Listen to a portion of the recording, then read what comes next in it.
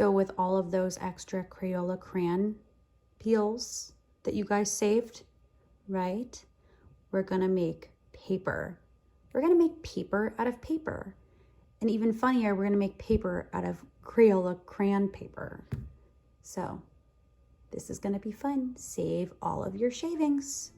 Put all of your scrap paper, Crayola crayon paper, any sort of magazines, old mail, tear it up and put it into your blender. Fill your blender or processor with water just up right above the crayon line or scrap paper line. Now that this is filled with water, I would let this sit for probably about a half hour just to get it nice and moist. We've never made this before, but our gloop from our crayon paper is pretty wet. I'm gonna have the kids tear up a little bit of newspaper and we're gonna toss that in and reblend and see what happens. Again, this is an experiment. We've never done it. So we're gonna take some shreds of newspaper and see what happens when we reblend it. Hopefully it sops up some of the moisture. Okay, so we needed to get a lot of this excess water out. So we put it in this tiny little strainer here.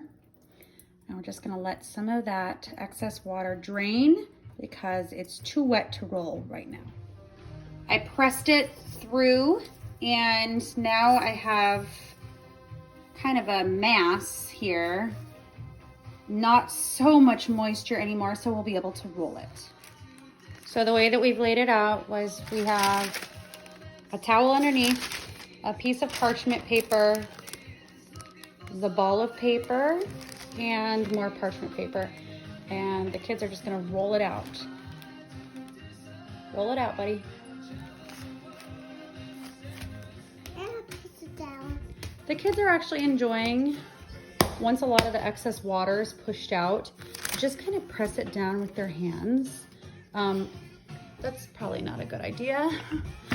Let's just use our hands and we're gonna press it kind of into a pancake and we'll see what happens. None of us have done this before, but you know, it's bound to dry. So let's just turn it into a Crayola paper pancake. I'll turn it into a nail. Okay.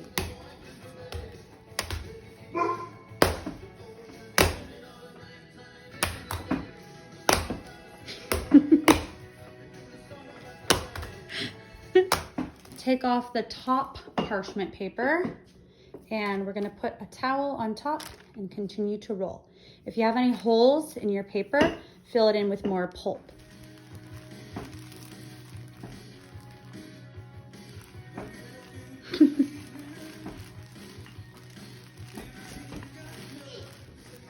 Our paper is all done, nice and flat, not so wet anymore.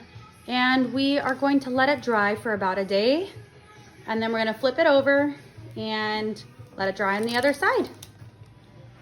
24 hours later, and I'm just gonna demonstrate that we can now slip a spatula underneath and let the other side dry for a while.